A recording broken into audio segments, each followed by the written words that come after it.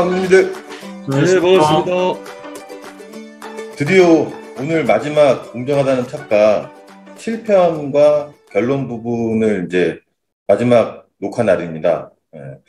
근데 7편이 이제 거의 뭐 대부분의 책들 보면은 뭐 마지막에 이제 또 중요한 내용 나오면서 정리가 되는데 7편도 사실 이 내용을 이해하려면 좀 재반 지식이 좀 필요한 것 같더라고요. 그래서 제가 좀 몇 권 찾아봤는데 그 중에 하나가 이제 그 프랑크푸르트 학파의 악셀 호네트라는 분이 나옵니다. 예. 보이시죠? 예. 그래서 이제 네, 인정투쟁으로 이제 유명하신 분이죠. 그래서 이제 이분이 나오시고, 또 한 분이 이제 이 노동의 배신. 그래서 이게 10년 전에 미국에서 출간이 됐었는데, 100만 권 이상 팔렸다고 해요. 예, 이제 베스트셀러가 됐는데, 이걸 본 미국민들이 되게 많이 놀랐고, 실제 이제 블루칼라의 노동자들이 어떻게 사는지, 그걸 이제 알게 됐다. 그래서 상당히 좀 충격적인 내용을 많이 담고 있는데, 여기 이게 뒤편에 보시면 뭐라고 적혀 있냐면, 죽어라 일하고, 무시당하고, 어리둥절해하다, 마침내 분노하다. 앉지도 떠들지도 먹지도 말라고 쉴 새 없이 음식을 날라도 손에 쥐는 건 고작 최저임금 몇 푼. 그러니 싸구려 모텔을 전전할 수밖에. 똥 묻은 변기를 닦아줘도 집주인들은 고마워하지 않아. 오히려 우리가 뭘 훔쳐가지 않을까 감시하지. 그 사람들 눈엔 우리가 보이지 않아. 인성검사에 약물검사에 대단한 오리엔테이션까지 거쳤는데 하는 일이라곤 옷 개는 단순 노동. 말로는 동료라는데 사실은 노예야. 이 책을 이제 읽어보면서 이 뒤편에 있는 내용을 보고 실제 이 화이트 칼라와 블루 칼라의 괴리감이 어떤지를 이제 느끼게 됐거든요. 그래서 얼마 전에도 그 중국에서도 호텔을 그 청소하시는 분들이 그 변기 닦은 수건으로 컵도 닦고 뭐 이런 거가 있었잖아요. 그러니까 일에 대해서 어떤 일에 대한 가치나 이런 것들을 못 느끼고 그냥 단순히 돈을 벌기 위한 수단. 그런데 그 돈을 벌어봐도 이게 집세를 내기에도 턱없이 부족한. 그러니까 집세 내고 나면 사실 간신히 먹고서 할 만한 이 정도 수준에서 불만이 이제 쌓여가는 거겠죠. 예. 그래서 그런 일에 관련된 이제 부분들이 7편에 이제 일의 조롱성이라고 해서 이제 이렇게 나옵니다. 그래서 처음에 딱 시작하자마자 딱 이렇게 나와요. 세계화 시대가 고학력자에게 많은 보상을 해주었지만 일반 노동자들에겐 아무것도 주지 않았다. 예. 근데 이게 실제 아무것도 안 줬을까요? 일반 노동자분들한테? 아무도 안 줬죠. 아무것도. 왜냐하면은 이제 소득이 늘어나질 않았습니까? 그리고 사회적 지위도 늘어나지 않았고 명망도 늘어나지 않았다. 저는 동의할 수 치로 없는데 이야기하잖아요. 아무것도 주지 않았다는 거에는 동의할 수가 없습니다. 그 세계화를 통해서 뭐 소위 그 고전 경제학에서 늘 얘기하는 비교 우위의 그 원칙이 적용이 돼서 아니 미국에 들어오는 값싼 중국 제품이 그들의 아마 소비 또는 뭐 구매력을 상당히 향상시켰을 겁니다. 물론 러스트벨트를 비롯해서 노동자들의 일자리가 줄어들었다는 거 인정합니다. 그렇지만 동시에 생활 수준의 향상도 있었다. 물론 이것이 완벽하게 평등하게 이루어졌느냐, 사회 구성원 모두에게 똑같은 그 수준으로 향상이 있었느냐 하는 것은 또 그건 다른 문제가 있었지만 아무것도 주어진 것이 없었다라고 얘기하는 것은 마이클 샌델 책 전반에 나오는 좀 레토릭적인 요소가 굉장히 강합니다. 그래서 팩트에 대한 것에 기초해서 얘기할 수 있는 것만큼만 얘기하는 것 같지는 않습니다. 그렇다고 뭐 팩트를 완전히 도외시하는 건 아니지만 그러니까 이 정도면 팩트로 지금 찝은 거잖아. 그러니까 팩트로 실질 임금 상승이 없었다. 이런 거죠. 그래서 아무것도 주어진 것이 없었다. 과장이다. 이런 얘기입니다. 아니 늘어난 게 없었다. 이런 거죠. 그게 해가지고 실질적인 구매력 자체가 늘어나지 않았다. 그런데 전 세계적으로 물가는 떨어졌죠. 다들 떨어졌죠. 그게 건 아니겠죠. 그 미국 소비자 물가는 더 떨어졌죠. 왜냐하면은 이제 예전에 했던 게 가트, 관세에 대한 일반 협정. 그래서 중국이 개발도상국으로 있었기 때문에 관세 유예가 됐을 거예요. 그게 이제 중국이나 한국을 좋아서 미국이 그런 게 아니고 저소득 미국인들도 고소득 미국인들과 똑같은 쇼핑의 기회를 주기 위해서 만드는 거거든. 관세 유예. 받은 게 있다는 얘기죠. 그러니까 소비를 하게 되니까 소비 수준을 해가지고 소비에 중독되게 만드는 거죠. 그런데 실질적으로 소득의 증가가 일어나지 않았다. 또 일자리 자체도 없어졌다. 내가 싼 물건을 갖고 사가지고 그렇게 소비의 기회는 늘어났지만은 내 일자리가 줄어든 것과 트레이드 오프 됐다 이런 얘기. 주고받은 게 있는 것 같네요. 트레이드 오프 됐고. 근데 문제는 뭔가 하니까 이 고소득자들은 엄청나게 많이 좋아졌다. 그래서 이거 뭐 세계화의 그 베네핏을 걔들이 다 데리고 갔다. 다 가지고 갔다. 그래서 소외됐다. 뭐 이런 거예요. 거기에서 우리가 이제 분노가 일어날 때는 두 가지거든요. 무시당했다는 거하고 공정성의 훼손. 이게 두 개가 분노의 가장 적극적인 요인입니다. 그래서 가만 보니까 쟤는들은 너무 많이 가져갔는데 내한테 떨어진 건 너무 없지 않느냐. 여기에 이제 분노를 느끼는 거죠. 그 결과 이제 브렉시트도 나오고 트럼프도 등장했다. 이런. 지금 말씀하시는 거는 미국과 영국이라고 하는 소위 말해서 자유무역 체제를 갖다가 늘 강조하던 나라의 저소득층의 관점에서 지금 샌델이 얘기하는 거고, 우리나라의 저소득층하고 우리나라의 대한민국의 그 관점에서 보면 이 땅에서도 자유무역 이 협정을 반대했던 사람들이 있습니다. 그렇게 하면 대한민국이 거덜난다고. 근데 결과적으로 대한민국은 샌델이 미국의 고통을 얘기하는 것만큼이나 대한민국은 많이 좋아진 것 같습니다. 예. 만약에 대한민국도 나빠지고 미국도 나빠지고 모두가 루저가 되고 다 나빠졌다 그런다면 바보짓하고 있는 거죠. 그죠? 근데 지금 이제 누군가는 나빠졌고 특히 그 선진국의 저소득층 해서 브렉시트를 얘기한 영국이나 뭐 러스트 벨트에 고통받는 노동자들을 지금 이제 트럼프는 얘기하면서 이걸 닫아야 된다. 신고립주의로 가자. 먼로로 돌아가자. 그런 얘기를 했을 때 과연 그것이 그 누구를 위한 것인지 누구에게 도움이 되는 건지 적어도 한 가지는 소비적 관점에서는 도움이 안 되는 얘기를 하고 있다. 근데 이제 생산적 관점에서는 다시 한번 따져봐야 되겠죠. 예, 그게 뭐 돌아가자는 건 아니고 생각해 보자. 그러니까 여기에 대해서 이제 부작용, 세계화의 부작용에 대해서 생각해 보자. 자유무역주의에도 우리나라도 지금 굉장히 문제가 많아요. 뭐냐 그러면은 농산물 수입 자유화해가지고 값이 쑥 떨어졌잖아요. 그럼 가격 차이를 어떻게 하는가 하면은 농민들을 갖다가 이렇게 지원하는 쪽으로 갔거든요. 처음엔. 또 마찬가지입니다. 수산물도 그런 식으로 갔는데 이제 흐지부지하게 됐어요. 당연하게 싼 거 갖고 오는 게 당연한 거지. 그 피해 입은 사람은 당연한 거지. 누가 너 보고 농업해라 그랬냐? 네가 만약에 농사 안 지으면 직불금 주잖아. 이러는 거거든. 그런 이야기를 하고 있다는 거죠. 그래서 내가 아무도 니네들한테 농업해라, 수산업 선택하라고 한 사람이 없다. 근데 너가 선택한 거 아니냐. 그러니까 너는 거기에 대한 거는 너가 받아야 되는 거다. 당연히 받아야 되는 거다. 선택에 따른 결과다. 뭐 이런 이야기를 하고 있어요. 그러니까 미국이나 뭐 우리나라는 다 마찬가지예요. 근데 그 과정 속에서 개발도상국이 반사 이익을 조금 받았지만은 이제 우리 같이 이제 퍼스트 무브로 바뀌는 그런 시점에 있는 사람들은 양극화가 확 일어나는 거죠.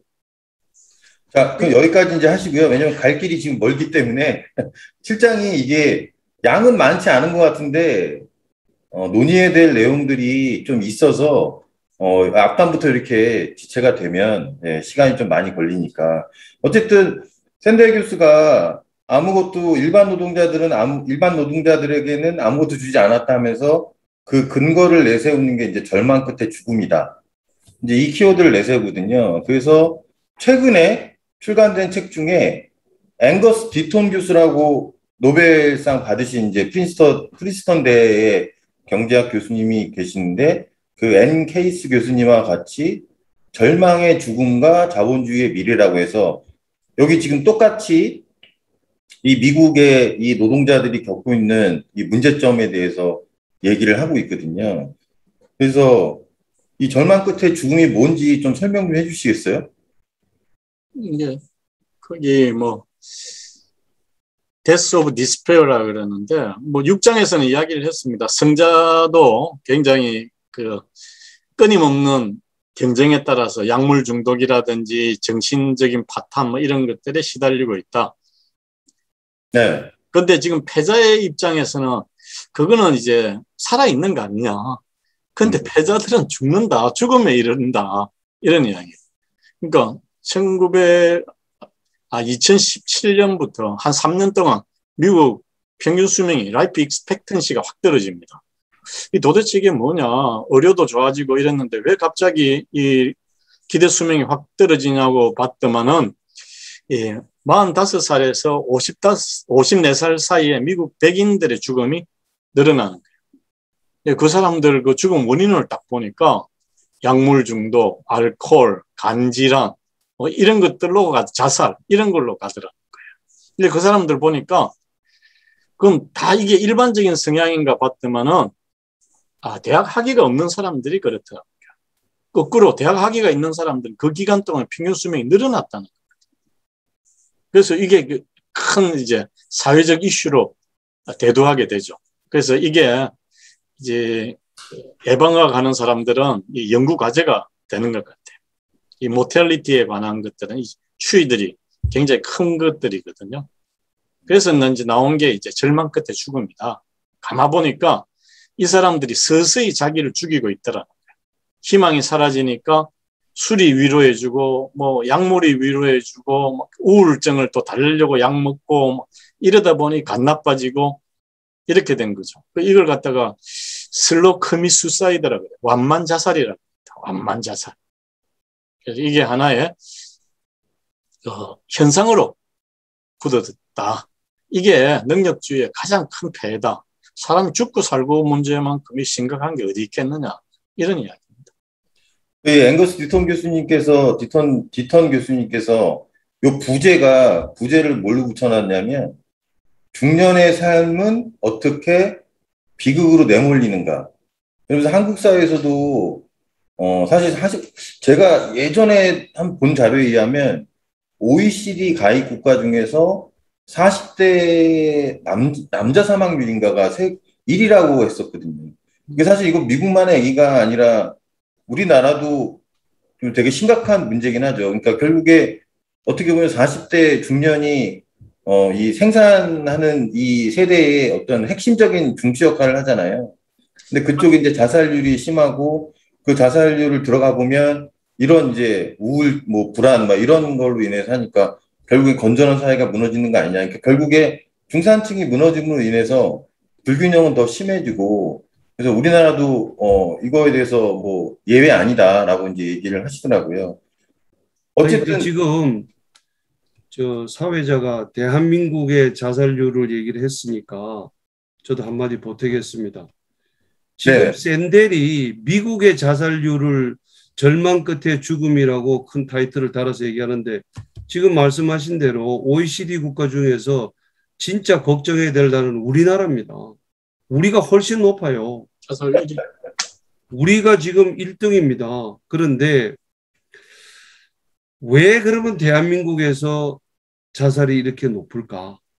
이유가 저는 이거를 분명히 기억해야 됩니다. 대한민국 자살률에 기여하는 높은 그 이유는 첫째, 고층 아파트, 둘째, 농약입니다. 이 고층 아파트 올라가서 떨어져 죽은 사람들 보면은 우리나라는 그 접근이 너무 쉬워요. 그냥 올라가면 한순간 그냥 딱 하면은 가는 겁니다.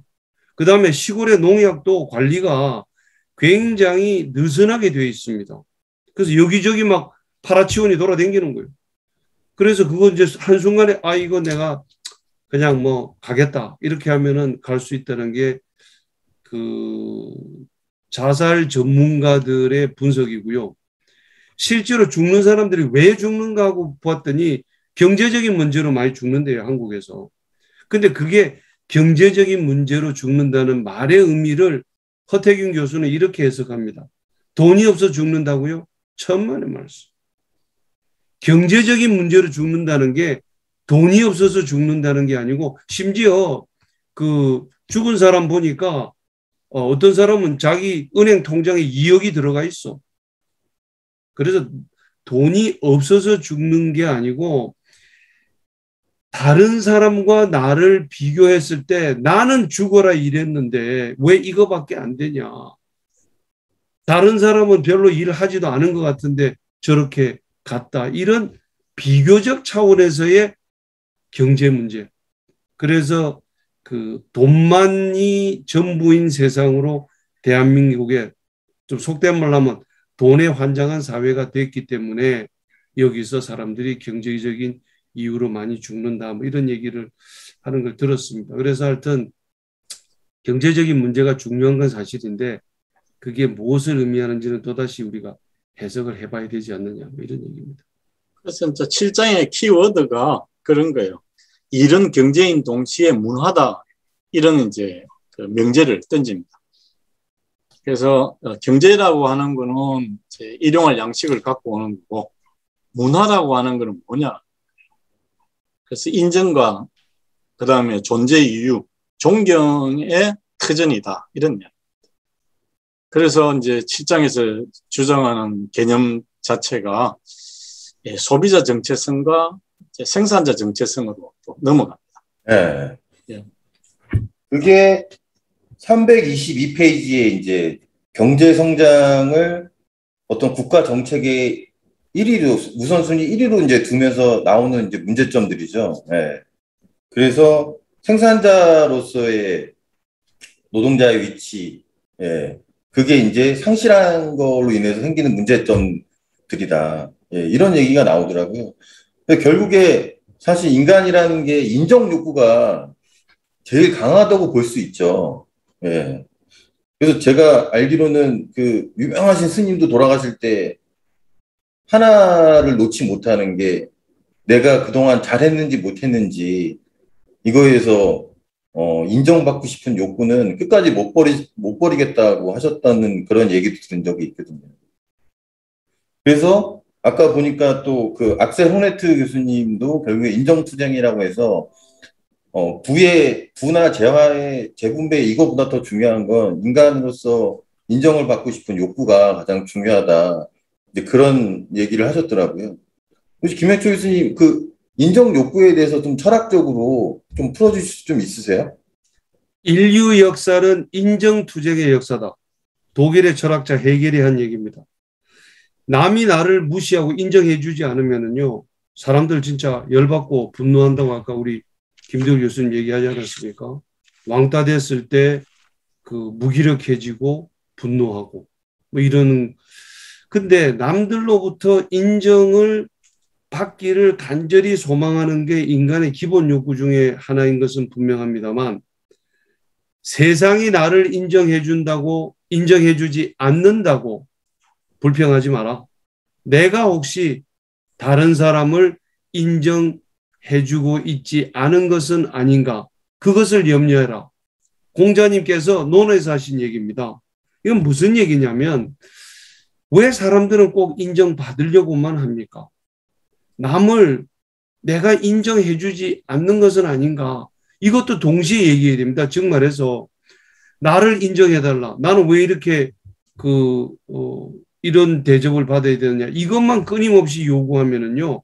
그 욕구는 절대로 충족되어 줄 수 없고 그거는 끝없는 불만으로만 이어질 뿐입니다. 그래서 우리는 상호 인정이 중요하다는 사실을 저는 얘기를 하고 싶고요. 물론 제가 이제 애를 갖다 미국에서 키워봤는데 미국에서 무슨 이제 시합 같은 게 있으면은 뭐 축구 시합이 됐든 무슨 시합이 됐든 시합이 있으면은 끝나고 나서 승자와 패자가 갈릴 거 아닙니까? 무승부 때도 뭐 가끔 있긴 하지만.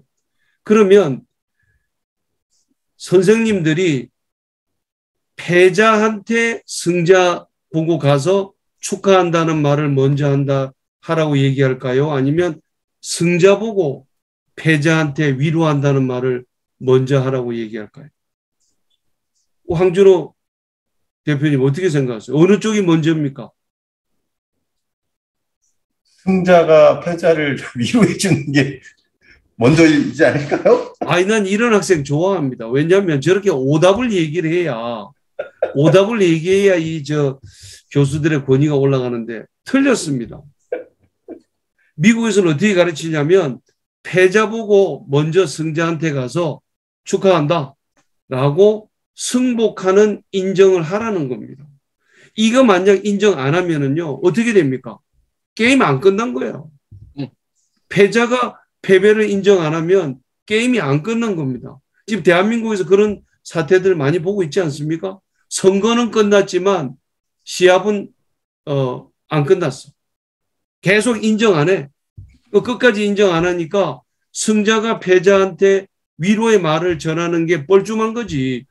자기가 이겼다고 뭐 혼자 떠벌리는 것밖에 더 됩니까? 그래서 패자가 패배를 인정하고 승자가 위로하고 배려하고 이게 이제 신사협정인데 이 신사협정이 샌델에 따르면 안 지켜지고 있다는 거거든.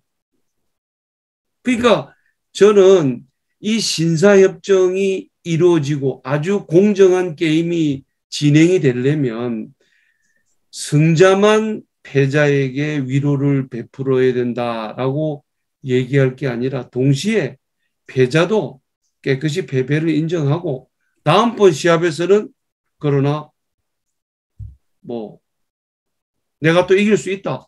이렇게 뛰는 그게 저는 공정한 게 아닌가 이렇게 생각합니다. 예, 그게 이제 뭐 신사협정이라는 것도 있지만은 서양 문화의 기본으로 자리 잡습니다. 그게 뭐냐 그러면은 이제 이 서양 문화에서 결투할 때 한번 보십시오. 결투할 때 뭐라 그러는가 하면은 이 자치가 이런 이야기합니다. 뭐라 그러는가 하면은 Nobody knows, only God knows. 아무도 모른다. 신만이 아신다. 누가 잘 부당하고 누가 잘못됐는지는. 신이 부당하고 못난 놈을 갖다 죽인다는 거예요. 그래서 결투가 딱 끝나고 나면은 진자는 패자는 신에 의해서 판별받은 사람. 루즈고 나쁜 사람이라고 판별받은 사람이기 때문에 패자는 아무 말 없이 가야 된다. 승복해야 되고 승자는 신이 결정해 준 사람. 그게 이제 서양 문화의 가장 기본입니다.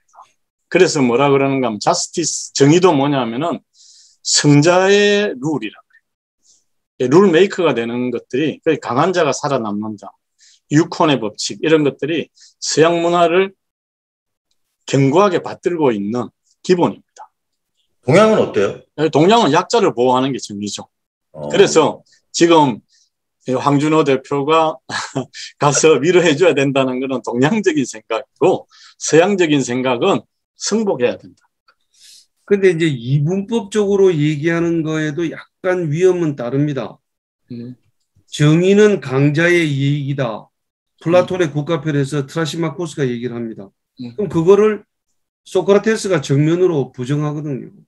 정의는 강자의 이익이 아니다. 라고 얘기를 하는데 이런 거 보면 뭐 소크라테스든 트라시마코스든 둘 다 서양 사람이니까 그렇게 이제 꼭 이분법적으로 얘기할 수는 없지만 저는 뭐 상당 부분은 동의합니다. 심지어 강자를 보호하라 이런 얘기를 하거든요. 누가 한 얘기입니까? 독일의 철학자 니체가 한 얘기거든요. 우리 보통 약자를 보호하고 배려하라 이렇게 되어 있는데 강자를 보호하라 이렇게 얘기를 한단 말이에요.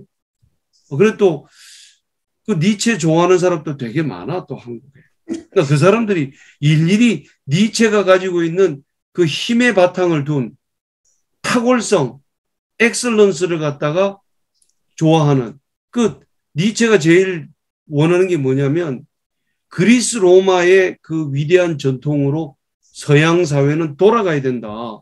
근데 거기가 지금 좀 전에 얘기한 대로 상당히 그 힘의 바탕을 둔 그런 문화가 자리 잡고 있거든요. 그러니까 그렇기 때문에 결국은 세계를 지배하는 데까지 이르게 된 거 아닙니까? 그래서 강자의 논리죠. 강자의 논리로 이제 접근하는 거죠. 그게 서양 문화의 가장 기본입니다. 그래서 침략하는 것도 정당화할 수 있고, 침략해서 지배해가지고 착취하는 거. 전쟁의 룰이 뭡니까? 이 세상에서 가장 오래된 그 규칙, 그게 전쟁의 룰이거든요. 전쟁의 룰은 승자 독식, 패자 배상입니다. 패자는 진 것만 해도 억울한데 배상까지, 전쟁 배상금까지 줘야 되거든요.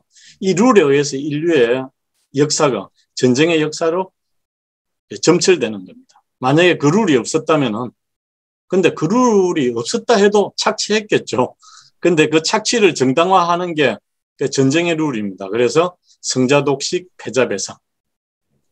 지금 뭐 얘기하시는 거에 한 90%는 동의하는데 예외도 있습니다. 예외는 미국이 이 2차 세계대전에서 승전국으로서 배상금 1원 한 푼 안 받았습니다. 마샬 플랜을 통해서 더 많이 도와줬던 그런 사례도 있고요. 그거는 이제 그거 했죠. 이데올로기 투쟁 때문에 그렇게 한 거죠. 뭐 이유가 뭐든지 간에 지금 말씀하신 승자가 독식을 하고 패자는 군소리 없이 배상해야 되는, 뭐 그게 항상 적용되는 건 아니다는 얘기고요. 그 다음에 한국이 일본으로부터 배상금을, 전쟁 배상금을 받았습니다. 우리는 승전국이 아닙니다. 그럼에도 불구하고 받았습니다. 뭐 그걸 뭐 지금 큰 소리 치면서 자랑스럽게 얘기할 부분은 아니지만 팩트상으로 말씀을 드리고, 90%는 뭐 지금 말씀하신 게 그 동의하는데, 승자가 항상 정의의 편이었느냐? 아니라고 생각합니다. 그러면 패자가 항상 정의의 편이었냐? 그것도 아니라고 생각합니다. 나치가 만약에 2차 세계대전을 이겼더라면 뭐 상상하기도 끔찍한 그런, 지금 한국 전쟁에서 만약에 소비에트 유니언하고 중공하고 북한이 이겼더라면 뭐 이런 거 뭐 상상만 해도 끔찍한 상황이기 때문에, 뭐 힘이 반드시 승자를 정의로 만들어주는 것도 아니고 패자를 부정의로 만들어주는 것도 아니라고 생각을 합니다. 2차 세계대전의 원인이 이 전쟁의 배상 법칙입니다. 왜냐 그러면은 이제 1차 세계대전 끝나고 나서 막대한 이제 전쟁 배상금을 독일이 물어요. 그래서 독일에서 생산하는 물건이 100을 만든다 그러면 90을 갖다 배상금으로 물어야 되니까, 그때 이제 히틀러가 선동을 합니다. 이렇게 배상금 물다가 죽거나 지금 이렇게 그냥 굶어 죽거나 똑같다. 그러니까 한판 붙고 죽자. 이렇게 나옵니다. 그렇게 나온 게 이제 2차 세계대전이거든요. 그래서 이 룰 때문에 생긴 게 2차 세계대전이고, 이제 그걸 알죠. 그걸 아니까 이제 거기에서 교훈을 받아가지고 된 거지. 그 룰은 아직도 변하지는 않고 있습니다. 그 룰이 이제 경제에 들어왔고, 그게 또 스포츠에 들어왔고. 아니, 그래서 지금 이제 우리가 2차 세계대전까지 이제 자꾸 넘어가면은 너무 이제 멀어지는데, 다시 샌델로 돌아와서 얘기하면은요, 저는 샌델한테 묻고 싶습니다. 지금 시합이라는 것을, 스포츠 시합을 하고 나면은 반드시 승자와 패자는 갈리게 되어 있는데, 샌델 당신은 그렇게 승자와 패자를 나누는 그러한 불평등한 결과를 낳는 시합이라는 것을 폐지하자고 주장하는 건지, 아니면 어차피 승자와 패자로 갈리는 시합이 존재할 바에는 공정한 규칙을 통해서 공정한 기회를 가지는 그런 시합을 만들자고 주장하는 건지, 나는 샌델이 뭘 원하는 건지 대안을 항상 자기는 생각해 봐야 되겠다. 토론에 이거 우리 말도 못하나? 토론 좀 해보자. 그런 얘기인데, 당신이 원하는 지향점이 어디로 가는 건지를 난 좀 계속 묻고 싶습니다. 뭐 거기에 대한 답은 뭐 이런 이야기죠. 승자 좋다 이거야. 승자는 뭐 모든 걸 갖고 가고 영광도 있고 뭐 전리품도 있고 좋다 이거야.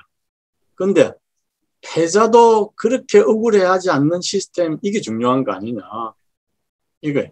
그래서 패자가 그러면은 이 사회에서 다 없어져야 되느냐. 그럼 승자만이 살면 또 승자 패자 가려지겠죠. 그럼 나중에 승자만 남으면 이 세상에 살아남을 사람이 별로 없어요. 그래서 우리가 공동선이라고 하는 것은 같이 사는 방법에 대해서 한번 생각해 보자는 거예요. 그래서 패자가 모멸감을 갖지 않고 인간답게 존엄성을 갖고 살 수 있는 그런 그 시스템을 우리가 생각해야 되는데, 우리가 이제 능력주의에 너무 매몰된 나머지, 또 세계화에 매몰된 나머지 그 생각할 틀도 안 만들었다는 거예요. 그래서 이제 그 틀을 한번 만들어 보자.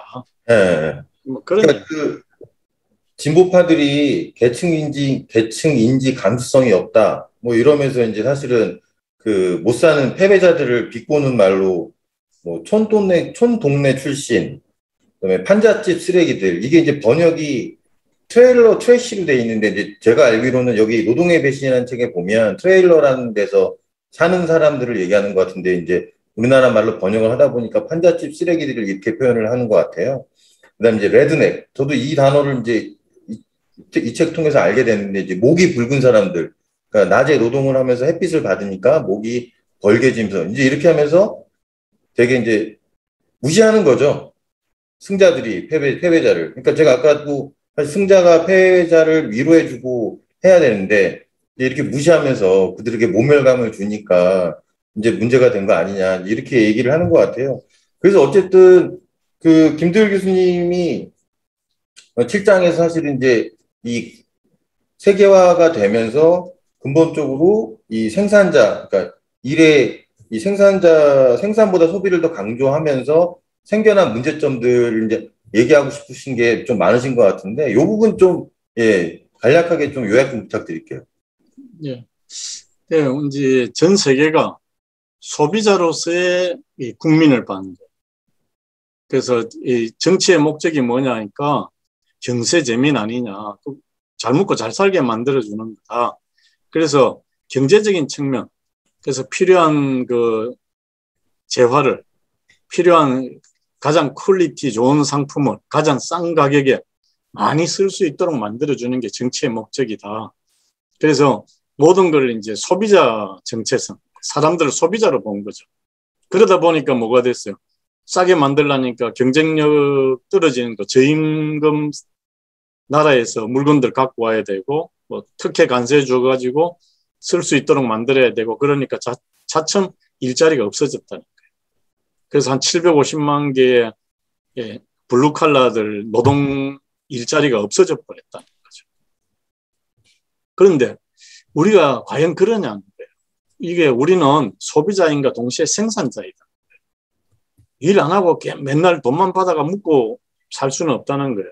내가 어떤 일을 하면서 다른 사람한테 좋은 영향을 미치고 또 기여하면서 살아가야 되는 거다. 그 기여를 통해서 또 존경과 내가 또 있어야 되는 존재 이유, 존재감도 갖고 이렇게 살아가야 되는 게 삶인데, 모든 나라가 이 소비자로서의 국민을 받기 때문에 뭐 GDP 늘리는 방법이 뭐냐, 뭐 세계화, 아웃소싱 이러다 보니까 사람들의 생산적인 측면, 존경이라든지 뭐 이런 것들에 대해서 도외시했다는 거죠. 그래서 정체성은 두 가지를 갖고 있는데, 우리는 소비자인과 동시에 생산자이다. 이거는 똑같은 이제 토톨로지로 뭐냐 그러니까 일은 경제인 동시에 문화이다. 소비자 정체성은 경제를 이야기했고, 그 생산자 정체성은 문화다. 일자리라고 하는 문화다. 이런 걸 주장하고 있습니다. 그러면서 자연적으로 이제 공동선으로 넘어가요. 공동선으로. 그러니까 승자도 패자도 같이 살아야 되는, 이거 뭐가 우리가 승자와 패자가 같이 사는 방식이냐. 그래서 만약에 패자가 늘어나면 뭐가 생깁니까? 혁명이 생기죠. 체제가 뒤덮이는. 그렇게 되면 우리가 잘 살라고 만들어 놓은 체제가 부정되니까 그러면 안 되겠다는 거죠. 뭐 그런 개념. 예. 이제 그래서 결국 이제 제일 얘기하고 싶었던, 샌델 교수님이 제일 얘기하고 싶었던 대안적인 정치 프로젝트는 어떤 거냐, 이제 이 얘기를 하시죠. 그래서 저소득 노동자에게 임금 보전을 해주자. 이게 뭐 사실 뭐 최근 것도 아니고 예전부터 나왔던 그 미트롬니 보좌관이었던 분이 얘기를 하셨던 거라고 하더라고요. 예. 그래서 그 열린 어젠다들의 지지자들은 경제적으로 어려워진 사람들을 위한 해결책은 더 나은 교육뿐이라고 주장을 한다. 문제는 열린 어젠다가 실패한 것인지가 아니라 그것이 대안이 무엇이냐라는 것이다. 예, 그래서 이제 그 저소득 노동자에게 임금 보전을 얘기를 하죠. 이걸로 해결이 다 될까요? 아니, 저는 공급자 경제, 뭐 소비자 경제 이렇게 얘기하는 것도 그게 그렇게 딱 이분법적으로 나뉘어질 수 있는 건지. 아니, 인간이 소비만 하는 인간이 있고 생산만 하는 인간이 그렇게 딱 구분되어 있나요? 물론 이제 유한 계급 중에 뭐 가진 게 돈밖에 없기 때문에 나는 금융소득으로만 살아가겠다. 그 금융은 생산적 활동이 아니다라고 하는 굉장히 문제성 있는 가정하에서는 가져가는 자. 그 여기 책에 보면은 가져가는 자가 뭐 웰페어 이 복지 수혜자들만 가져가는 자라고 하는데 만약에 금융소득이라고 하는 게 생산과 무관한 거라고 얘기한다면 꼭대기층에 또 그냥 가져가는 자가 두 개가 있고 중간에 샌드위치를 끼워가지고 그냥 뼈 빠지게 노동하고 뭐 그냥 아주 뭐 하대받고 이런 것에 대해서 이제 분노하고 그래서 일의 존엄성을 되살리자 이런 얘기를 하는 것 같은데 사실은 뭐 직업에 귀천이 없다. 막스 베버. 그 다음에 무슨 노동을 신성시해야 된다. 이런 얘기는 과거부터 늘 있어 왔었던 얘기고 또 샌델이 뭐 꼭 과거부터 있었던 얘기를 그냥 앵무새처럼 되뇌인다고 해서 그 지금 주장을 폄하하려고 하는 생각은 아니지만 늘 있어 왔던 얘기라는 거죠. 그럼 왜 이런 얘기가 있어 왔냐면 사실 그게 중요하거든요. 만약에 모든 사람들이 나 그냥 웬만하면 얼리 리타이먼트 해가지고 그냥 일 안 하고 먹고 사는 거 이것만이 꿈이라고 한다면 그렇다면 이제 그 사회는 주저앉는 거죠. 그 미국이 리쇼어링 얘기하기 전에 주저앉는다고 생각했고 영국 런던이 우리는 딱 두 개 갖고 먹고 살겠다. 하나는 파이낸스고 하나는 디자인이다. 그 둘 다 뭐 전통적인 의미의 생산자 경제하고는 좀 동떨어진 거겠죠. 근데 오늘날 와가지고 전통적인 의미의 그 생산자 경제 또는 노동의 신성성, 뭐 일의 존엄성 이거를 한편으로는 강조 안 하는 사람이 없고 다른 한편으로는 거기에만 늘 머물러 있자 얘기하는 것도 혁신 4차 산업혁명하고 안 맞는 얘기하고 있는 거죠 지금. 예, 네. 맞죠. 그리고 일자리가 중요한데 지금 샌델한테 저는 묻고 싶습니다. 일자리 창출을 누가 해야 되느냐? 누구의 책임이냐? 셋 중에 하나겠죠. 하나, 정부가 해야 된다. 둘, 시장이 해야 된다. 또는 기업이 해야 된다. 셋, 본인이 알아서 해라. 그 지금 샌델 얘기는 가만히 들어보면 정부 또는 국가의 책임이다. 라고 얘기하는 것처럼 들립니다. 그게 우리가 이제 말하는 사회주의죠. 근데 그쪽이 과연 뭐 신선한 것도 아닌 것 같고 이미 실험에 실패한 지도 오래됐고 그것도 뭐 실험 잠깐 한 것도 아니고 70년 동안 실험한 거를 갖다가 지금 다시 자꾸 얘기하는 것 같이 들리기 때문에 샌델의 얘기는 감정적으로, 감성적으로는 와닿는 부분이 없는 건 아닌데 이겼다고 아주 우쭐대고 뭐 촐랑대고 까불고 뭐 나는 원래 이기도록 다 프로그래밍 돼 있었어 뭐 이러고 돌아다니는 애를 우리가 저거 인간 덜 됐다라고 얘기를 다 하죠. 그래서 좀 겸손해라. 그게 그렇죠. 민주주의의 본래 정신이다. 니도 그냥 n분지 1에 불과하고 운이 좀 좋았을 뿐이다. 라는 거 인정해. 라고 하는 거는 뭐 저는 옳다고 생각합니다만 그렇다고 국가와 정부가 일자리를 보장해주는 그런 시스템으로 가자. 지금 제가 오해하고 있는지 모릅니다. 그렇지만 만약에 하나라도 그 샌델이 그런 얘기를 한다 그러면은 그거는 좀 오버하는 거죠. 예, 샌델이 오버를 많이 하는 것 같아요. 오버 많이 해야죠. 곳곳에서 오버를 하고 있어. 제가 최근에 이제 미중 무역 전쟁에 대해서 원고를 하나 쓴 게 있는데 이게 단순하게 무역 전쟁이 아니라 패권 전쟁으로까지 가더라고요. 결국 2차 세계대전 이후에 미국이 패권 국가가 됐잖아요. 그리고 이제 소련도 붕괴가 되면서 이제 G1의 시대가 됐었지만 사실 미국이 그 지위를 유지하기 위해서 뭐 유럽하고도 계속 무역 전쟁을 했었고, 그러니까 이게 패권 전쟁의 대리로 무역 전쟁을 하는 거죠. 일본하고도 플라자 합의를 통해 가지고 내려앉혔잖아요. 근데 이제 중국하고도 이 이제 4차 산업혁명 시대에 누가 먼저 헤게모니를 잡느냐. 그래서 이제 반도체 굴기라는 것도 나오는데 최근에 이제 그 우리나라가 이제 가가지고 반도체 공장 짓고 막 투자하겠다고 했잖아요. 그게 거의 세액 공제를 엄청나게 해주는 혜택을 준다고 하더라고요. 그래서 이제 투자 결정까지 한 건데 결국에 이제 코로나 시대 이후에 이 글로벌 경제로 인해서 공급망이 문제가 됐죠. 그러니까 뭐 마스크 생산 못 하니까 수입해 갖고 와야 되는데 당장 뭐 그걸 당장 뭐 바로 수입할 수도 없는 노릇이고. 그래서 아마 코로나 이후에는 각자가 이제 공급망을 자국 또는 이제 경제블록 내부에 구축하는 그런 필요 시스템, 그런 것들 때문에 반도체도 이제 다 사실 미국에서 설계만 하고 이제 다 생산은 외부에 맡겼는데 이제 그것도 미국 내에서 하려고 하는. 그러니까 사실 한마디로 말씀하자면 미국도 지금 갈 길이 바쁜 거죠. 패권을 유지하기 위해서. 그래서 사실 정부가 이 모든 걸 다 신경 쓰기 힘든데 어쨌든 교육은 정답이죠. 왜냐하면 첨단 산업으로 가려면 교육을 해야 되니까. 예. 그래서 뭐 사실 현실하고 이게 지금 이 샌델 교수님의 이상하고 약간 좀 괴리감도 있지 않냐는 생각이 좀 들더라고요. 약간 괴리감이 있는 게 아니고 교육 이런 얘기 하지 마라. 그게 뭐 기회의 평등의 전부인 것처럼 얘기하고 그 다음에 설령 기회의 평등이 중요하다 하더라도 불평등을 해소하는 데는 턱없이 못 미친다. 그렇기 때문에 기회의 평등이라고 얘기하는 교육에 너무 의존해가지고 와스프들이 스나비시해진 거 아니냐. 지금 그런 얘기하는 거거든요. 자기도 이제 뭐 와스프의 스나비시의 한복판에 있으면서 이런 자기 반성을 한다라고 하는 것은 박수 칩니다. 훌륭하다. 자기 반성 잘한다. 근데 그걸 대안을 얘기하고 제도로 얘기하고 시스템으로 얘기할 때는 아마도 쉽지 않거나 아니면 계약으로 갈 확률이 더 크다. 이게 제 입장입니다. 네. 특히 뭐 금융거래세, 뭐 죄악세처럼 신설을 하자고 하는데 이거 사실 말도 안 되는 소리죠.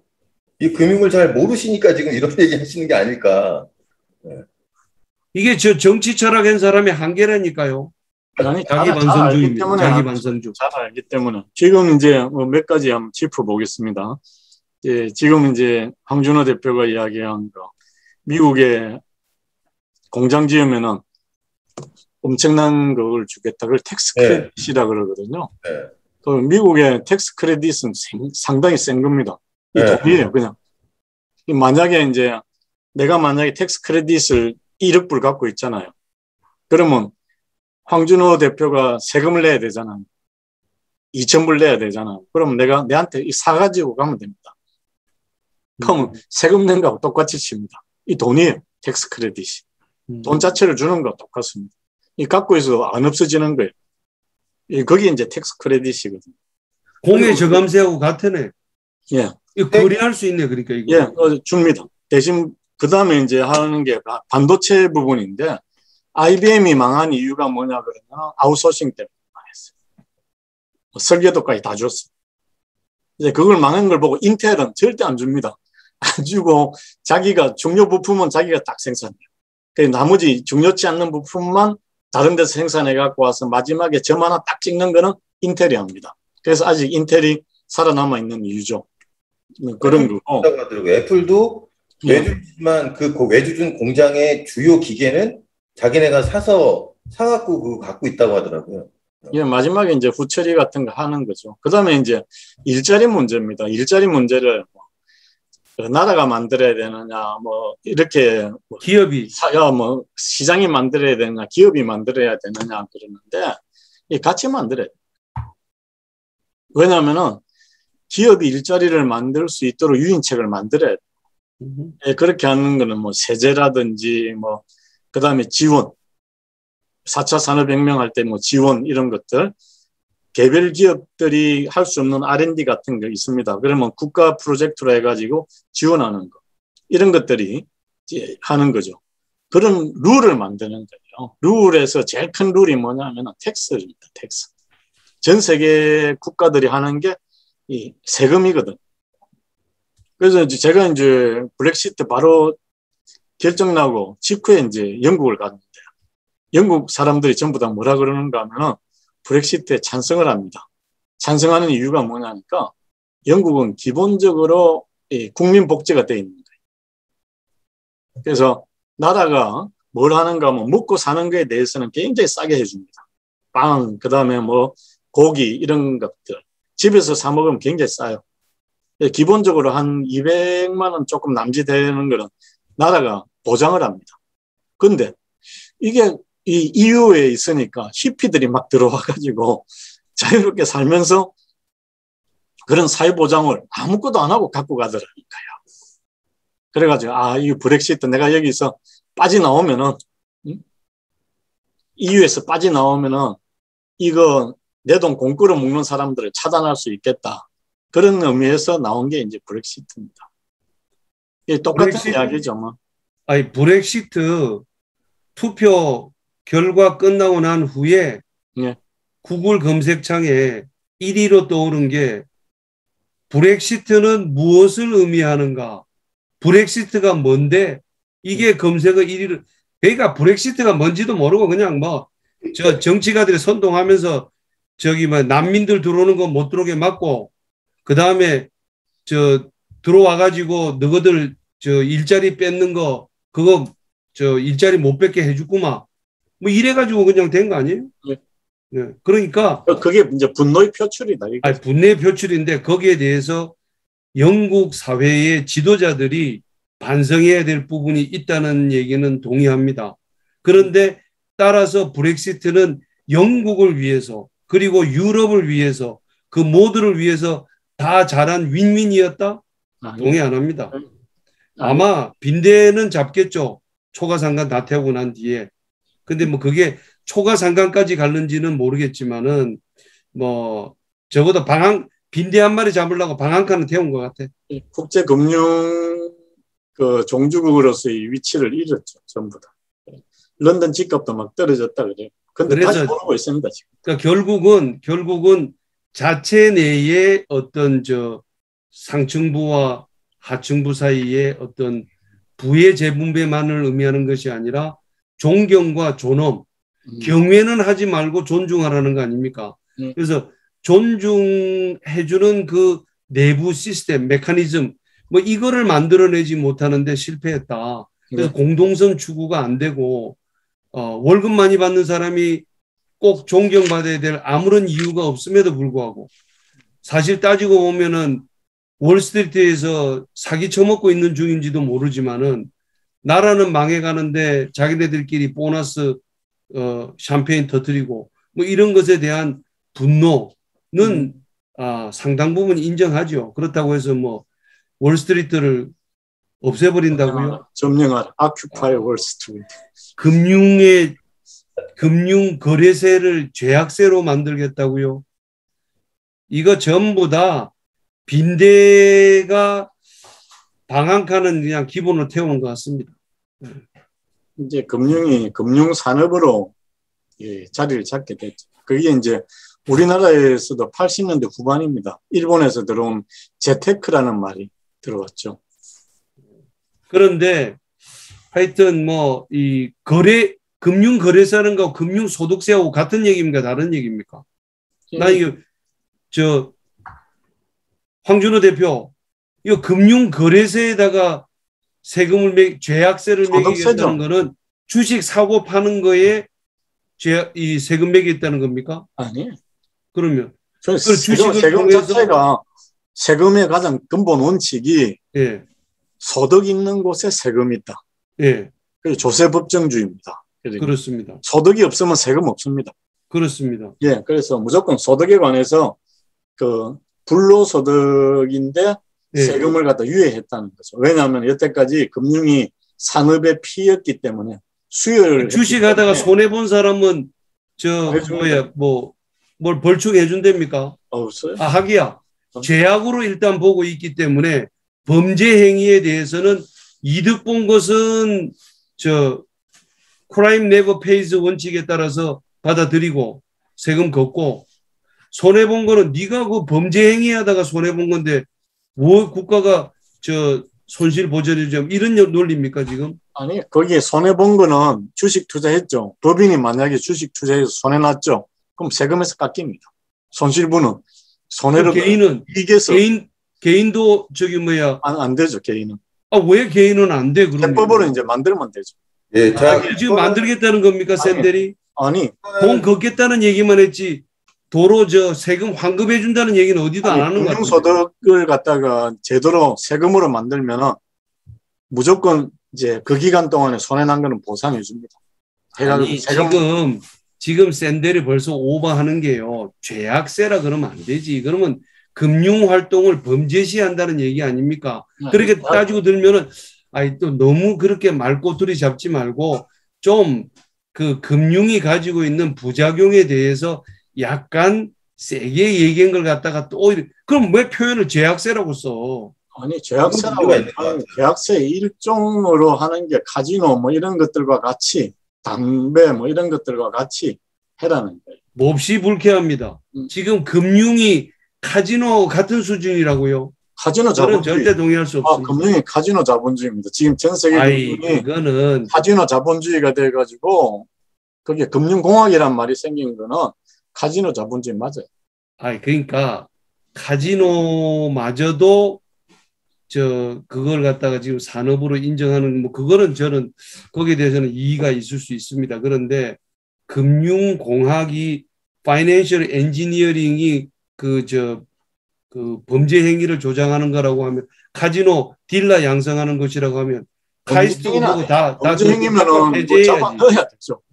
원자력 학과를 폐지할 게 아니고 금융공학 전공 프로그램을 다 폐지해야지. 이게 전부 카지노 딜러 만들어낸다는데. 거기에 범죄 행위라 그러면은 만약에 그건 큰일 날 소리죠. 범죄 행위라 그러면은 구속시켜가지고 감방에 쳐넣어야 되죠. 그런데 왜 제약세입니까?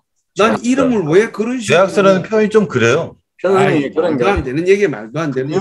세금에서 레토릭이 좀 심해. 세금에서 두 가지가 있는데. 아니, 난 그나마 지금 샌델 봐주는 겁니다. 샌델. 하나는 당신이 레토릭으로 오버한 거지 진정으로 금융산업을 범죄시하는 것은 아니다는 것은 내가 이해하겠다. 뭐 요즘 거 봐준 겁니다. 사실. 거기에 이제 표피적으로 봐서 그런 거고, 그건 해석을 잘 못하시는데. 지금 이제 아니, 문자 그대로 죄악세라고 했는데 그걸. 자, 이제 시간이 1시간 가까이 이제 됐기 때문에 그 세제 개편은 2023년도에 금융투자 소득세라고 해서 방금 뭐 김현철 교수님이 궁금해하시던 내용들이 이제 2023년도에 개편에서 이제 시행이 될 예정이거든요. 요 필요하신 자료는 제가 이 컨텐츠를 얼마 전에 절세 컨텐츠를 만들었기 때문에 필요하시면 제가 컨텐츠 보내드릴 테니까 그거 보시면 되고요. 하여간 제약세, 이 번역을 어떻게 했는지를 모르겠는데 원본에도 제약세로 되어 있는지는 모르겠어요. 근데 하여간 저도 사실 뭐 금융 쪽 관련돼서 컨텐츠를 많이 만들다 보니까 금융의 순기능은 사실 엄청나게 크거든요. 그리고 자본이 있어야 투자가 되고 투자가 일어나서 기업이나 산업이나 부흥시킬 수 있잖아요. 그러니까 활성화시킬 수 있고, 사실 그런 면에 봤을 때 금융의 순기능, 물론 모든 거에는 부정적인 기능도 다 있죠. 근데 이제 순기능을 너무 무시하고 제약세라고 표현한 건 좀 심하지 않느냐라는 생각이 좀 듭니다. 그래서 제가 원전은 안 봤는데 아마도 원전은 신텍스일 겁니다. SINTAX. 그게 이제 담배나 술이나 인간의 건강을 해친다고 되어 있는 인더스트리, 그다음에 뭐 카지노 이런 데에 종사하고 있는 업종들에 대해서는 좀 징벌적 벌을 다스리는 그런 형태의, 지금 우리나라도 담배세가 그게 엄청나게 높은 거 아닙니까? 그런 게 이제 다 죄를 다스린다는 의미로 해서 신텍스일 겁니다. 그래도 우리나라 그 담배값이 제일 싸요. 우리나라 담배값이 비교적 싼 이유는 그래도 국가가 만들고 있는 중이라서 그것도 뭐 논란의 여지가 많죠. 도대체 국가가 왜 나서서 그런가 하느냐. 그래도 지금 이제 금융도 국가가 하면 되겠네. 그러면 이제 하잖아요. 카지노스러운 금융공학 기법은 안 쓰고 몸에 좋은 담배만 만들듯이 몸에 좋은 금융만 들어오도록 하면 되겠네. 우리나라 국가가 하잖아요. 금융.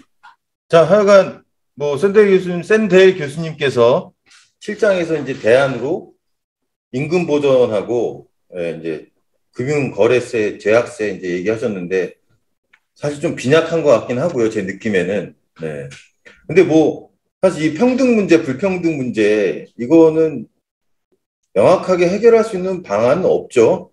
네. 최근에 제가 어제 또 북 리뷰를 좀 하다 보니까 토크빌과 평등의 역설이라는 책이 또 나왔더라고요. 그래서 수많은 이제 석학들이 이 평등의 역설이라는 거에서 책을 쓰신 것도 있어요. 그러니까 저도 이거 사서 좀 보려고 구매를 일단 했는데 이거 보고 또 한번 공부를 좀 해볼 만하지 않을까 싶습니다. 그리고 사실은 이제 이 앵거스 디턴 교수님께서 쓰신 이제 절망의 죽음과 자본주의 미래 이것도 한번 사서 이분은 어떠한 대안을 내놓으실까 궁금증이 좀 들고요.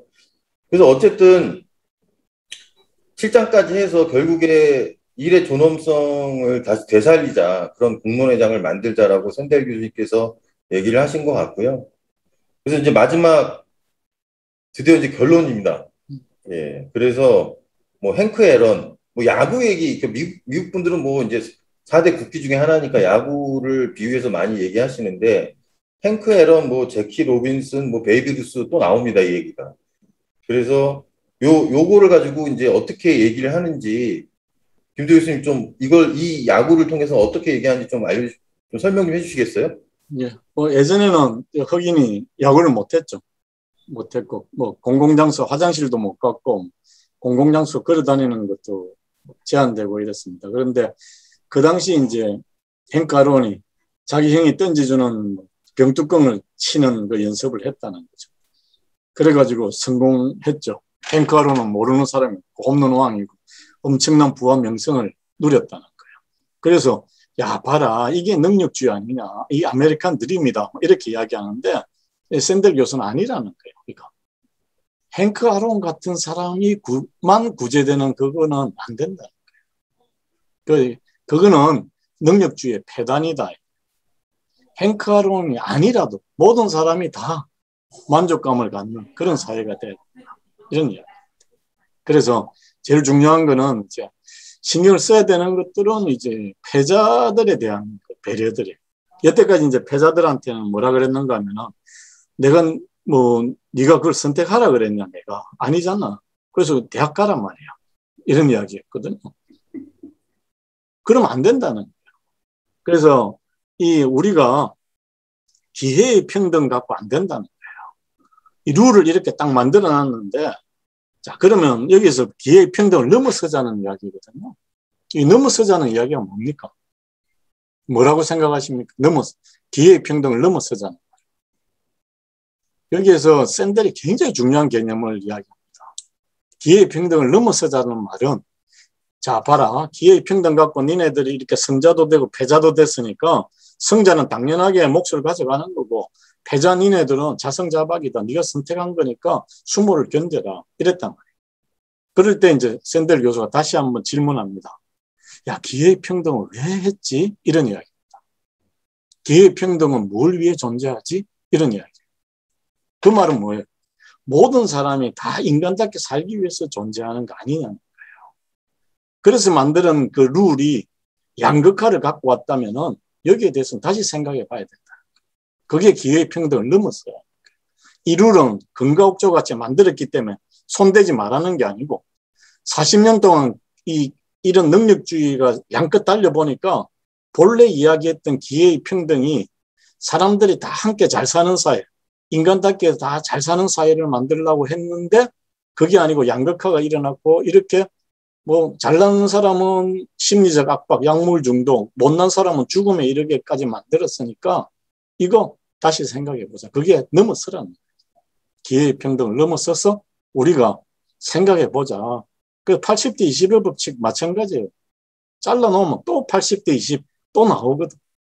끊임없이 솎아내고 경쟁에 떨어뜨리는 그런 사회를 만들 거냐. 그래서 끊임없이 잘라내는 사회를 만들 거냐, 끊임없이 보담는 사회를 만들 거냐. 그거는 우리가 룰을 정하기 나름이다. 그래서 우리가 여태까지 기회의 평등이라는 그 이야기를 했지만 이제 조건의 평등으로 들어가 보자. 이런 얘기. 조건의 평등. 이 조건의 평등을 이야기하는 게 이제 미국 의회 도서관입니다. 그 도서관에 누구든지 갈 수 있다. 누구든지 갈 수 있고 자기 향상을 위해서 노력할 수 있고 나름대로 생각하는 삶을 살 수 있는 그런 거 가야 됩니다. 당장에 먹고 살 게 없고 폐지를 주어야 되는 사람이 도서관 가겠느냐는 거예요. 그렇게 안 하려고 그런다면 기본적으로 디센트 잡 해가지고 쓸만한 소득을 받아들일 수 있는 돈, 모자라면 소득 보전까지 해가지고 사람들이 오페라도 보러 갈 수 있고 뭐 도서관에도 갈 수 있고 이런 기본적인 것들이 보장되는 그런 사회를 만들어야 된다. 그 사회를 만들기 위해서 같이 모여서 논의해보자. 룰에 대해서 논의해보자. 뭐 텍스 이런 것도 전부 룰이거든요.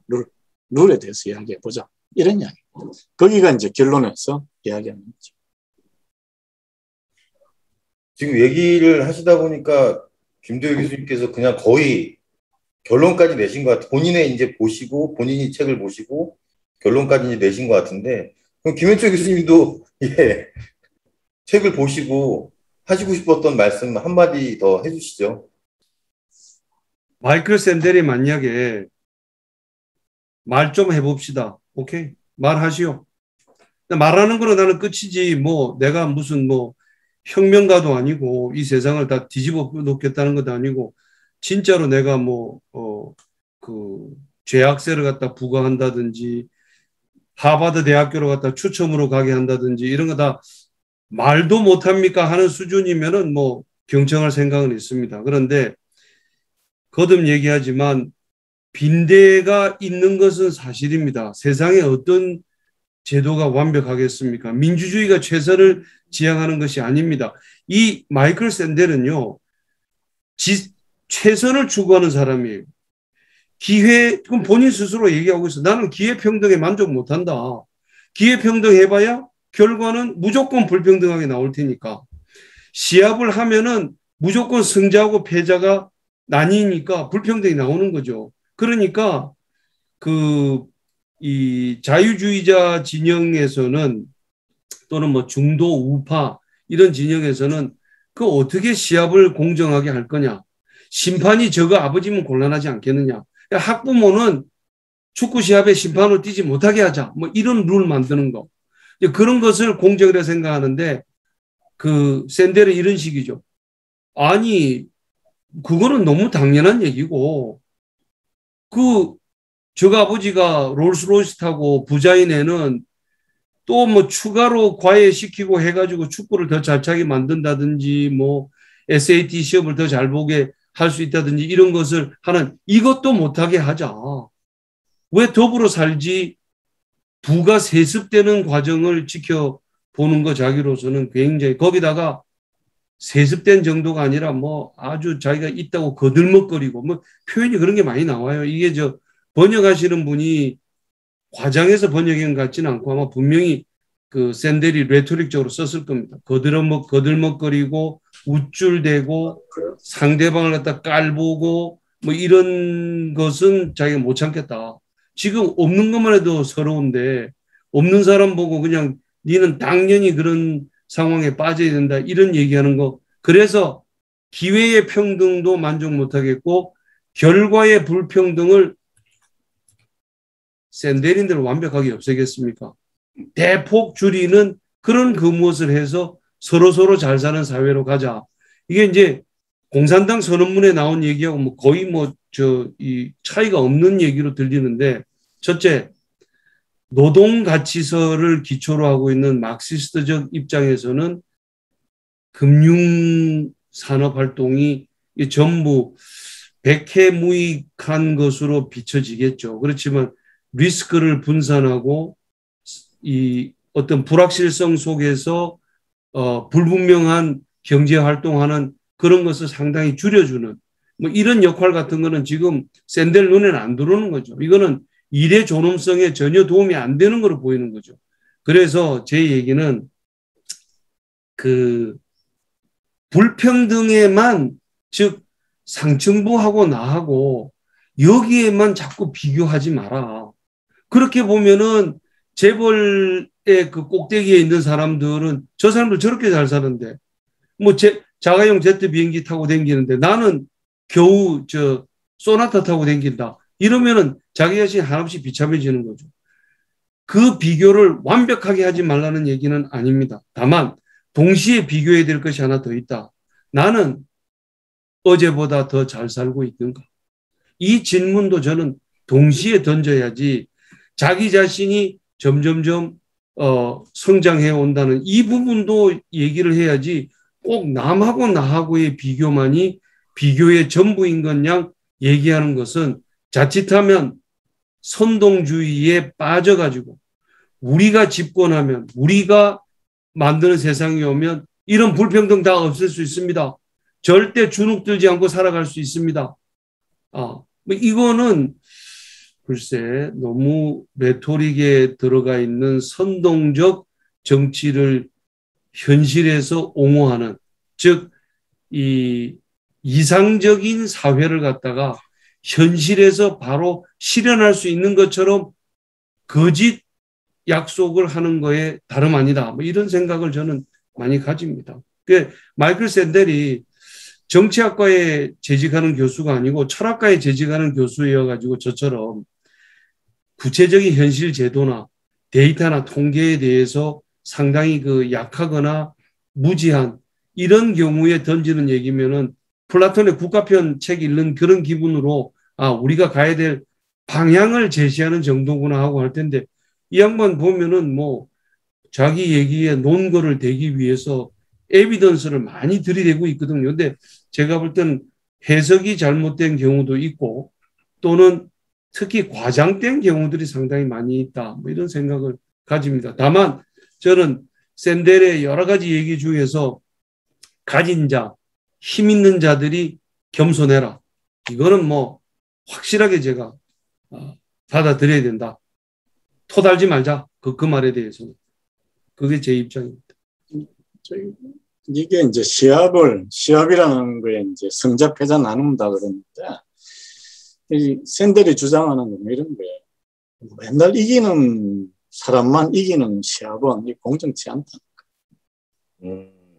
지금 사회가 이기는 사람이 어디서든지 이기는 사회가 됐다면은 이거 공정치 않으니까 이 룰 자체를 한번 바꿔보자. 이러니. 그리고 지금 사회가 지금 전 세계 경제가 이 사회주의입니다. 케인즈 이후에 경제학이 자본주의 경제학이 아니고 사회주의 경제학. 그리고 지금 이제 진보 정당과 보수 정당이 거의 똑같아요. 정강 정책이. 똑같습니다. 똑같은 이유가 뭐냐? 이 정치라고 하는 거는 분배 규칙을 만드는 데거든요. 분배 규칙을 만드는데 분배 규칙에 불만을 가진 사람은 뭐예요? 거리로 나오게 돼 있다는 거예요. 그래서 분배 규칙에 최소한 동의하는 분배 규칙을 한번 만들어 보는데 여태까지 40년 동안 우리가 잊고 있었던 걸 갖다 깨우쳐주고 우리가 이게 소비자 정체성만 갖고 모든 정책 다 간 거 아니냐. 뭐 휴먼 카인드에서 이야기하는 테크노크라시 이런 것들 똑같은 이야기입니다. 그걸로 드리븐 된 거, 스큐 돼 있는 부분들을 우리가 균형 있게 한번 생각해 보자. 이거 생각하는 장을 안 깔아놓은 거기 때문에 장을 한번 만들어 보자. 그리고 교수라는 게 뭐냐? 교수는 책임 없이 떠드는 사람. 대안을 갖고 있다 그러면 말을 못하죠. 대안 만드는데 그 얼마나 시간이 많이 걸립니까? 그래서 담론을 이야기하는 사람. 그 담론을 이야기하는데 담론에 대한 연구를 하는 사람. 가설을 세워보고. 그래서 이런 가설을 뒷받침하는 이제 데이터들이 많이 모여가지고 뭐 휴먼 카인드라든지 뭐 공정하다는 착각 이런 것들이 나오게 되는 거죠. 그런데 왜 사람들이 이 책을 많이 보게 되느냐. 똑같이 그렇게 갈구한다는 거예요. 그러니까 어떤 면에서는 이제 이게 불만 이런 것들 선동되고 있는 거죠. 사실은 이 샌델 교수가 노리는 건 뭐냐? 선동입니다. 선동. 선동을 위해서. 이걸 선동하면은 뭐 바이럴이 될 거 아닙니까? 사람들이 막 입에 회자가 되면은 정치가들도 관심을 갖게 될 것이고. 이러면서 다시 한번 생각해보는 계기를 만드는데 이 자기 명성을 이용한 겁니다. 상당히 좋은 책이라고 봅니다.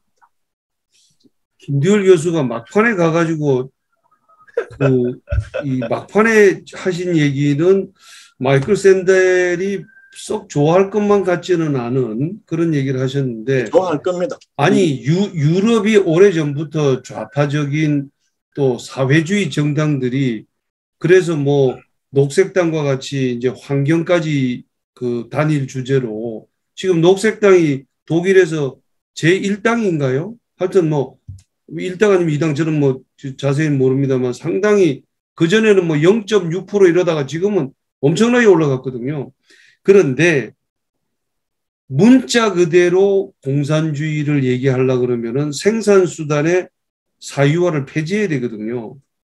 그러니까 지금 우리가 중국이 저게 과연 저 사회주의를 유지하고 있는 건지 말만 폐지했다는 얘기를 하는 건지 실질적으로 폐지한 건지 이런 게 헷갈리는 이유가 시장 경제는 도입하겠다.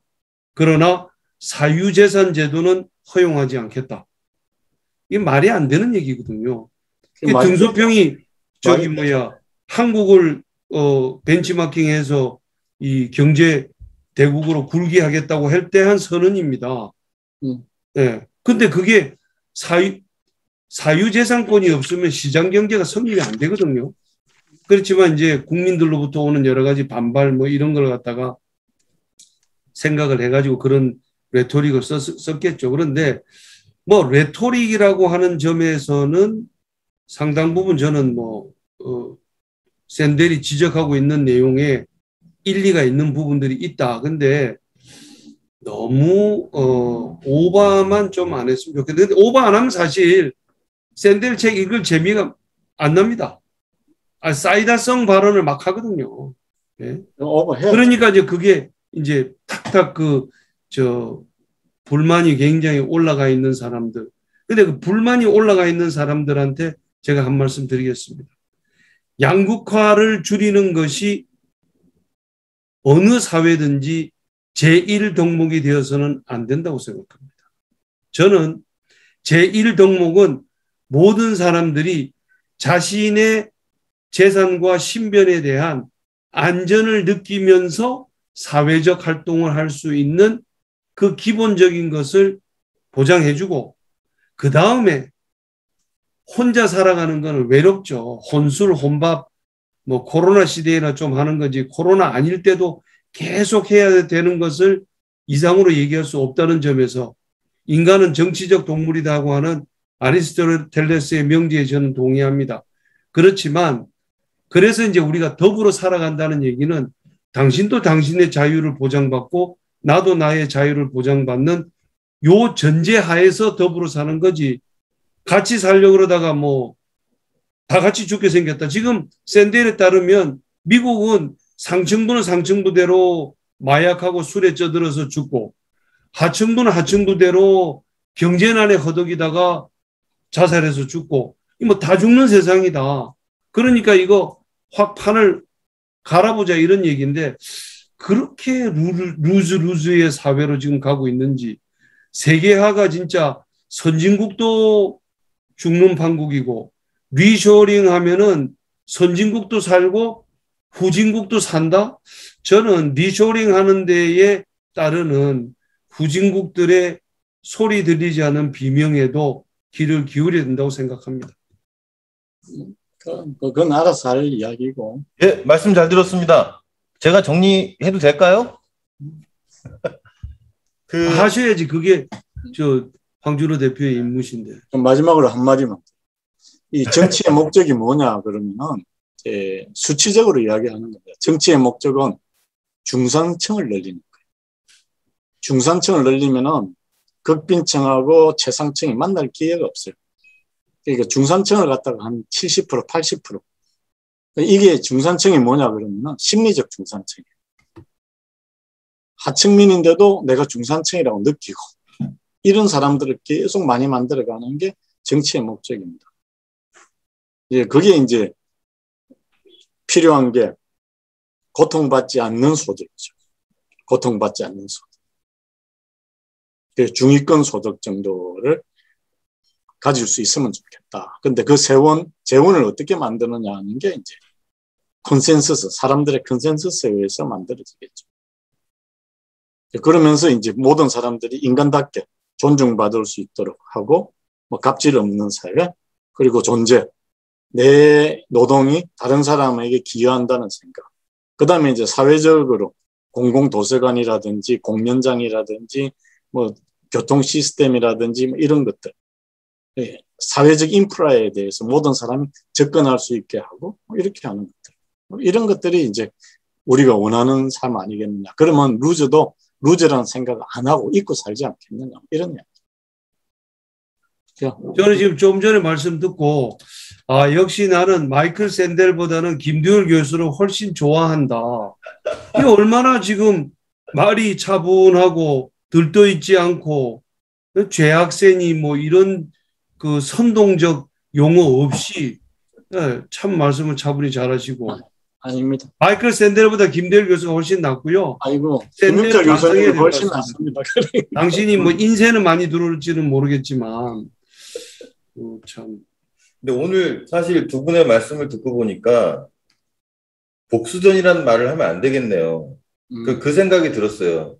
그냥 그 게임을 즐겨야지 졌다고 다음 주에 보자 뭐 복수전이다 뭐 이런 표현은 이제 앞으로 하면 안 되겠다라는 생각이 문득 들었고요. 그것만 드는 게 아니고 게임값 내기라든지 이것도 죄악시할 줄 알아야 됩니다. 그거 다 일종의 도박입니다. 네. 어쨌든 공정하다는 착각을 저희가 꽤 긴 시간 동안 하면서 다양한 책들도 제가 좀 소개를 해드린 것 같아요. 특히 이제 이 책, 그러니까 책을 읽는데 책 한 권뿐만이 아니라 이 책에서 나온 다른 사람들의 책들도 좀 좋은 책들이 많이 나와서 정리하면서 잠깐 좀 말씀을 드리자면 그 환경 쪽 관련돼서 이제 지구를 위한다는 착각 요거 되게 좋은 책인 것 같아요. 네, 그래서 이 책도 진짜 한번 보시면 진짜 지구를 위한다는 게 어떤 건지 그걸 알 수 있게끔 되더라고요. 그러니까 너무 이제 이 기후 변화나 이 환경 오염에 대해서도 현실적인 대안들, 그러니까 막 이렇게 막 불안감만 조성하는 게 아니라 좀 현실적인 대안들이 많이 나와서 혹시 기후 변화나 이런 거 좀 관심 많으신 분들은 이 책 보시면은 되게 좋을 것 같고요.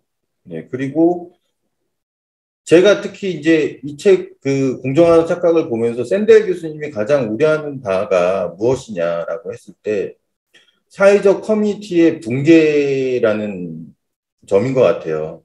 그래서 그 부분은 사실 2차 세계대전 이후에 미국이 이제 고도 성장을 하면서 중산층도 많이 되고 다 안정화된 사회였는데 점점점 이제 중산층이 사라져가면서 양극화가 심해질 때 그게 60년대 후반부터 이제 이런 증세에 기미가 보이기 시작했는데 그거를 짚어주신 분이 로버트 퍼트넘 하버드 대학교 교수님인데 이분이 이제 나홀로 볼링이라는 책을 내셨거든요. 그래서 언젠가부터 미국 사회에서 나 혼자 볼링을 치는 사람들이 늘어나기 시작했다.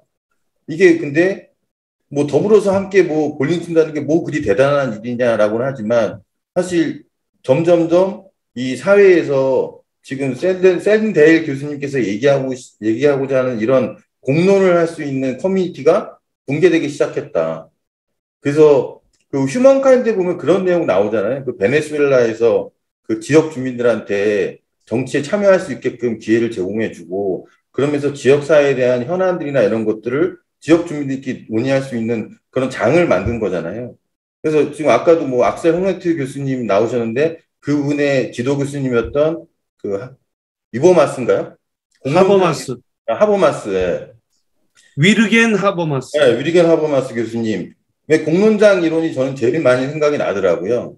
예, 그래서 샌델 교수님이 이런 정치적인 담론을 할 수 있는 사회적 커뮤니티가 붕괴됐다, 미국에서.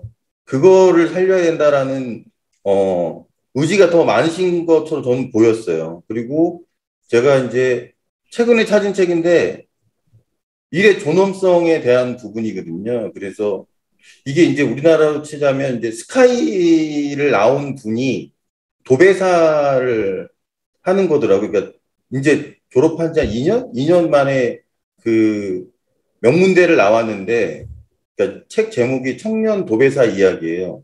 까마득한 벽 앞에서 버티며 성장한 시간들. 그러니까 명문대를 나와서 우리가 생각하는 그런 화이트 칼라나 이런 사무직이 아니라, 예, 도배를 하면서 이제 본인이 성장하는 그런 걸 쓴 책이, 제가 어제 이제 책 리뷰하면서 이제 찾거든, 이거 봐가지고 제가 이제 구매를 해서 읽어볼 예정인데, 사실 이 부분도 되게 중요한 것 같아요. 그러니까 아까 김영철 교수님께서 비교하지 마라. 사실 비교는